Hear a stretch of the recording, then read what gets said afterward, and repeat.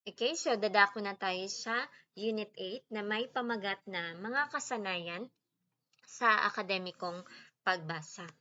So, ano ba ang ibig sabihin ng akademikong pagbasa? So, ibig sabihin nito, ito daw ay may kinalaman sa kritikal na pag-alam o pagtuklas ng mga kahulugan o kabuluhan ng isang teksto. So, hindi lang na gusto mong malaman o tukuyin ang sinasabi o mensahe ng teksto, kundi kailangan mo din daw na alamin kung ano yung inilalahad o papaano daw inilalahad din ng may akda ang kanyang mga ideya. So, kailangan talaga natin na mayroon tayong ganitong pagbasa para mas mapadali at mas madali nating masuri at maintindihan ang ating ah, binabasang teksto. So, merong mga kasanayan sa pagpapaunlad ng akademikong pagbasa. Ito yung mga sumusunod. So, kailangan natin na alamin ang layunin. So, ano ba ang ibig sabihin ng layunin? So, ito ay tunguhin o nais mangyari o makamit ng may akda sa pagbabasa. So, in short, kailangan natin unawain kung ano ba yung goals na gustong makamit ng may akda sa kanyang teksto. So, maari gusto niya ba na ang layunin niya ay makapagbigay ng impormasyon o mas layunin niyang makapagbigay ng libangan o fun. So, yan. Merong iba't ibang mga manulat na ganyan. Okay? So, next, pagtukoy sa tono at damdamin ng teksto. Okay, so ang tono, ang ibig sabihin po niyan ay mga saloobin ng may akda sa paksang kanyang sinusulat. So maaring ang sumusulat ng may akda ng teksto ay nagpapakita ng galit, maaring tuwa, ines o lungkot. So naglalagay ang manunulat ng tono para dito niya ma-express ang kanyang emotion din. So possible kung ang manunulat ay malungkot, so maaari din ang kanyang tono din sa pagsusulat ay malungkot din. Okay? So, uh, again, ang tono ay ito yung saloobin ng may akda sa kanyang paksang kanyang gustong ipakita sa teksto. So next, ang damdamin naman ay ito yung emosyon na nalilikha sa isip ng mambabasa habang at pagkatapos niyang basahin ang akda.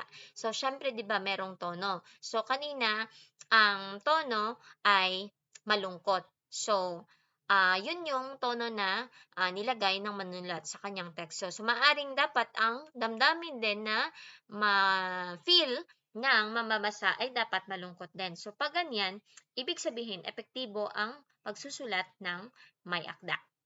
Next, pagtukoy sa pananaw ng teksto. So, ang pananaw po ng teksto ay ito yung nais sabihin o ipahiwatig o ipahayag ng may akda tungkol sa isinusulat niyang paksa. So, in short, ang pananaw is ano yung paniniwala ng may akda sa kanyang teksto. So, mga ganyan. Maaring, dahil sa teksto ay pwede nating kung ikaw ay manunulat, pwede nating maibahagi ang ating sariling pananaw sa isang bagay o sa isang sitwasyon.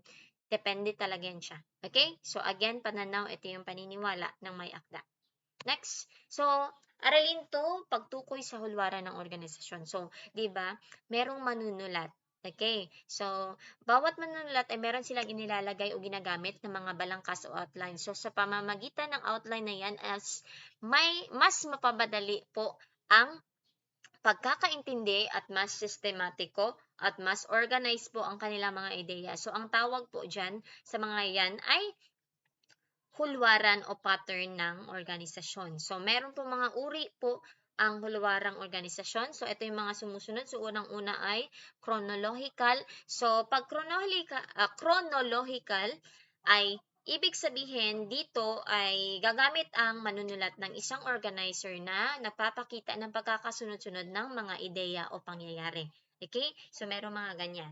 Next, pangalawa, paglalahad ng mga sanhi o bunga. So, meron din mga organizer naman na dito ay ipinapakita po ang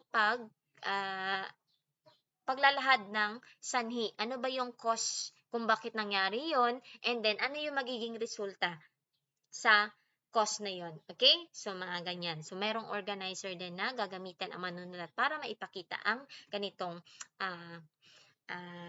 idea. Next, paghahambing. So, compare and contrast. So, pagkakatulad at pagkakaiba. So, ang Venn diagram is isang example ng organizer na kung saan ginagamit nito o ito ay align sa paghahambing. So, di ba nakakita na kayo or common na sa inyo ang Venn diagram. So, ang Venn diagram ay pinapakita ang pagkakatulad at pagkakaiba. So, sa may side po, inilalagay ang pagkakaiba ng dalawang bagay o tao. And then sa may gitna na portion ay nilalagay natin ang pagkakatulad naman nila. Okay? So, yan. Next, ang pagbibigay naman ng definisyon o kahulugan. So, meron din naman na mga writer po na nagbibigay sila ng organizer na pinapakita ang definition o kahulugan ng isang salita na hindi natin naintindihan para mas madali nating maunawaan ang kaniyang teksto. So, meron man talaga kasi mga writer na merong nilalagay ng mga unknown words. So, kailangan po natin ng mga definition o organizer na napapakita ng definition or kahulugan. Next, pagbibigay ng klasifikasyon. So, dito ay pag-uuri o pagbibigay kategorya. So, dito ay malalaman natin kung anong uri ba ang isang bagay na yon o tao na yon. So, merong ganyan din. And then, panghuli ay pagpahalimbawa.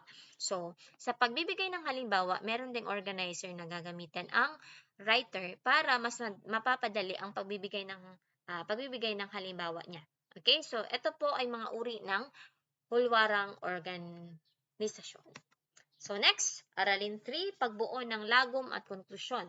So, ano ba ang ibig sabihin po ng lagom, ma'am? So, pag sinabing lagom, so in short or other term is buod. So, kayo ay pamilyar na sa buod, diba? So, ito yung pinakasimpleng paraan ng paglalahad ng mga pangunang ideya sa isang akda. So, ito sa pagsusulat daw nito, kinukuha ng mambabasa ang diwa ng kanyang binabasa. So, in short, ang lagom or buod, ito yung summary. Ito dito ay nagsusulat tayo ng isang buod para makuha natin ang buong pangunahing ideya. Kahit 'di ba merong mga mahahaba talaga mga teksto, so kailangan natin na gagawa tayo ng isang teksto na kung saan ang tawag niyan ay lagom o buod, na kung saan ini-explain na in a short way ang isang teksto para madali na lang natin ma-identify ang mga pangunahing ideya sa isang akda. Okay? So, lagom, in other term, buod. Next, ang conclusion naman, ito yung pinagsama daw na paglalagom at pagbibigay diin sa mga pangunahing ideya ng teksto. So, hindi tulad ng lagom o buod ay maaaring magpasok ng mga sariling pagsusuri sa conclusion ang mambabasa. So, again, sa lagom po, hindi po tayo pwedeng maglagay ng mga own perspective natin sa lagom or buod. Pwede lang tayo maglagay sa conclusion. Kasi ang conclusion ay combination ng lagom at saka yung own natin na perspective. So, pwede natin ibuod muna ang teksto and then sa dagdagan lang natin ng ating sabetibong idea. So, ibig sabihin po, lalagyan natin ng mga opinion natin sa pinakahuli na. So, yan po ang conclusion, pinagsamang lagom at saka opinion natin. Okay? So, ito yung mga dapat natin tandaan sa pagsusulat ng lagom. So, kailangan po ay maikli. So, maikli, naiintindihan agad. Wala nang paligoy-ligoy kasi short lang naman siya. Para magets agad ng mga readers natin. Next, malinaw. So, ilalagay nyo talaga yung ilalagay nyo doon yung mga salita lamang o gagamit lang kayo ng mga salita na naiintindihan agad ng mga reader. Next, nakakatayong mag-isa o madaling maunawaan. So, ganyan talaga dapat. Pag buod, hindi pwede na buod siya, maikli siya pero kulang siya. So, kailangan kahit maikli lang siya na sakop niya lahat yung buong teksto nandoon lahat yung pangunahing ideya. Okay? And then, yun nga, naiintindihan agad ng mababasa. And dapat tapat sa kaisipan ng teksto. So, di ba, gumawa kayo ng buod. So, kailangan kung ano yung nasa teksto, dapat same din sa buod nyo. Okay? So, again, buod o lagom at saka conclusion, kailangan siya tapat siya sa kaisipan ng teksto. Same pa rin siya sa teksto. So, sa conclusion lang, dinagdagan mo lang ng iyong